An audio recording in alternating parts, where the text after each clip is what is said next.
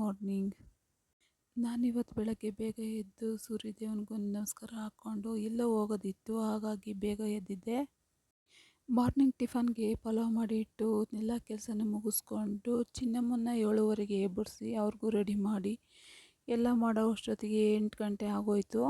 ಬೆಳಗ್ಗೆ ಬೇಗ ಎದ್ದು ಕೆಲಸ ಮಾಡ್ಕೊಳೋದ್ರಿಂದ ನಮ್ಮ ಟೈಮು ಉಳಿಯುತ್ತೆ ಮತ್ತು ಕೆಲಸಗಳು ಬೇಗ ಆಗೋಗ್ತವೆ.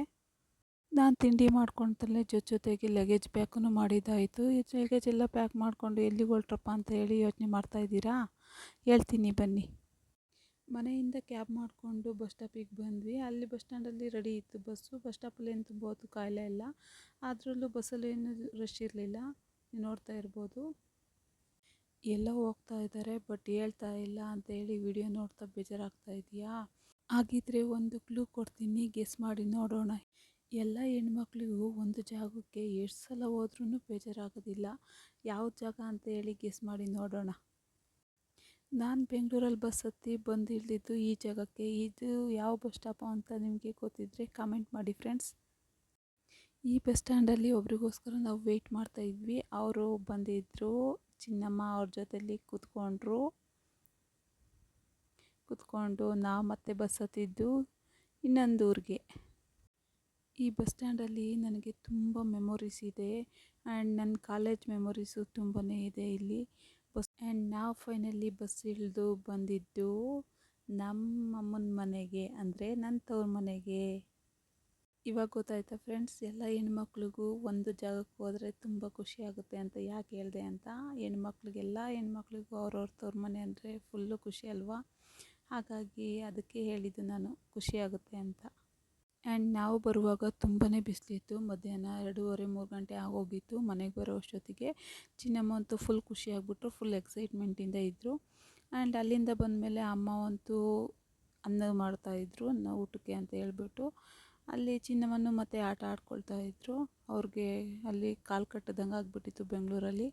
ಊರಲ್ಲಿ ತುಂಬಾ ಜಾಗ ಇರೋದ್ರಿಂದ ಅಲ್ಲಿಂದ ಇಲ್ಲಿಗೆ ಓಡಾಡ್ತಾಯಿದ್ರು ಆ್ಯಂಡ್ ಹ್ಯಾಪಿಯಾಗಿದ್ದರು. ಅಷ್ಟೇ ತಾನೇ ನಾವು ಬಯಸೋದು, ಅವ್ರು ಹ್ಯಾಪಿಯಾಗಿರಲಿ ಅಂತ. ಅವರು ಬಸ್ ಇಳಿದು ಬರ್ತಾನೆ ಕೇಳ್ತಾಯಿದ್ರು, ಮನೆ ಬಾಗಿಲಿಗೆ ಬರುವಾಗಲೇ ತಾತ ತಾತ ಅಂತ ಹೇಳ್ಬಿಟ್ಟು. ಅವ್ರ ತಾತ ಇರಲಿಲ್ಲ, ಕೆಲ್ಸಕ್ಕೆ ಹೋಗಿದ್ರು. ಹಾಗಾಗಿ ನಾವು ಬರುವವರೆಗೂ ವೆಯ್ಟ್ ಮಾಡಿದ್ವಿ. ಆ್ಯಂಡ್ ಇನ್ನು ನಾವು ಮಧ್ಯಾಹ್ನ ಬಿಸಿಲಲ್ಲಿ ಬಂದಿದ್ದರಿಂದ ಫುಲ್ಲು ಸೆಕೆ ಆಗ್ತಾಯಿತ್ತು, ಬಾಯಿ ಇತ್ತು. ಹಾಗಾಗಿ ಊಟ ಆದಮೇಲೆ ಸ್ವಲ್ಪ ರಿಲ್ಯಾಕ್ಸ್ ಮಾಡಿದ್ವಿ. ಅದಾದಮೇಲೆ ಎಳ್ನೀರು ಇರುತ್ತೆ ಅಂತ ಹೇಳ್ಬಿಟ್ಟು ಅಮ್ಮ ಕೊಡ್ತಾಯಿದ್ರು. ನಾವು ಕೂತ್ಕೊಂಡು ನೋಡ್ತಾ ಇದ್ವಿ. ಇನ್ನು ಎಳ್ನೀರು ಬಗ್ಗೆ ಹೇಳಬೇಕು ಅಂತ ಅಂದರೆ, ಎಳ್ನೀರು ಒಂದು ಪೌಷ್ಟಿಕಾಂಶಭರಿತವಾದ ನೈಸರ್ಗಿಕವಾದ ಪಾನೀಯ ಅಂತಲೇ ಹೇಳ್ಬೋದು. ಇನ್ನು ಈ ಎಳನೀರು ಪೊಟ್ಯಾಷಿಯಂ, ಮೆಗ್ನೀಷಿಯಂ ಮತ್ತು ಎಲೆಕ್ಟ್ರೋಲೈಟ್ಗಳಿಂದ ಸಮೃದ್ಧವಾಗಿದ್ದು ದೇಹವನ್ನು ಡಿಹೈಡ್ರೀಕರಿಸಲು ಮತ್ತು ರಕ್ತದೊತ್ತಡವನ್ನು ಕಡಿಮೆ ಮಾಡಲು ಸಹಾಯ ಮಾಡುತ್ತದೆ. ಇನ್ನು ಜೀರ್ಣಕ್ರಿಯೆಗೆ, ತೂಕ ಇಳಿಸಲು ಬೆಸ್ಟ್ ಅಂತಲೇ ಹೇಳ್ಬೋದು ಈ ಎಳನೀರು. ಇನ್ನು ಈ ಬೇಸಿಗೆಯಲ್ಲಿ ಸುಸ್ತು, ಆಯಾಸವನ್ನು ಕಡಿಮೆ ಮಾಡೋಕ್ಕೆ ಒಳ್ಳೆ ಬೆಸ್ಟ್ ಎಳನೀರು ಅಂತಲೇ ಹೇಳ್ಬೋದು. ಇನ್ನು ಈ ಎಳ್ನೀರು ಕುಡಿಯೋದ್ರಿಂದ ದೇಹದ ಉಷ್ಣತೆ ಕಡಿಮೆ ಮಾಡಿ ಚರ್ಮದ ಆರೋಗ್ಯವನ್ನು ಕಾಪಾಡುತ್ತೆ ಅಂತಲೇ ಹೇಳ್ಬೋದು. ಇನ್ನು ಬೆಳಗ್ಗೆ ಟೈಮಲ್ಲಿ ಖಾಲಿ ಹೊಟ್ಟೆಗೆ ಈ ಎಳ್ನೀರು ಕುಡಿಯೋದ್ರಿಂದ ತುಂಬಾ ಅನುಕೂಲಗಳಿದ್ದಾವೆ ಅಂತ ಹೇಳ್ಬೋದು.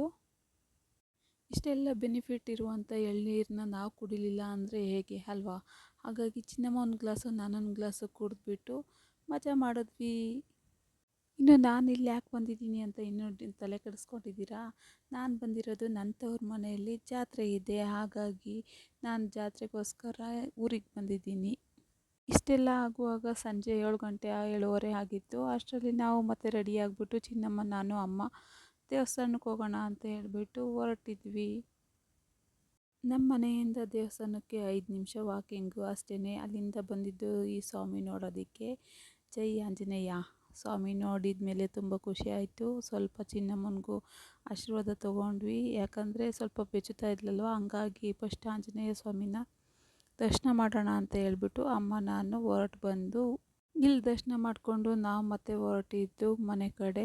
ನಾವು ಬರುವಾಗ ಅಲ್ಲಿ ನನಗೆ ಕಣ್ಣಿಗೆ ಬಿದ್ದಿದ್ದು ಈ ಡೆಕೋರೇಷನ್ನು ಮತ್ತು ದೀಪಾಲಂಕಾರ ತುಂಬ ಚೆನ್ನಾಗಿ ಮಾಡ್ತಾಯಿದ್ರು. ಇನ್ನೂ ಜಾತ್ರೆಗೋಸ್ಕರ ಪ್ರಿಪ್ರೇಷನ್ ಮಾಡ್ತಾಯಿದ್ರು. ಸಣ್ಣದಾಗಿ ಕ್ಯಾಪ್ ಮಾಡಿದ್ದೀನಿ.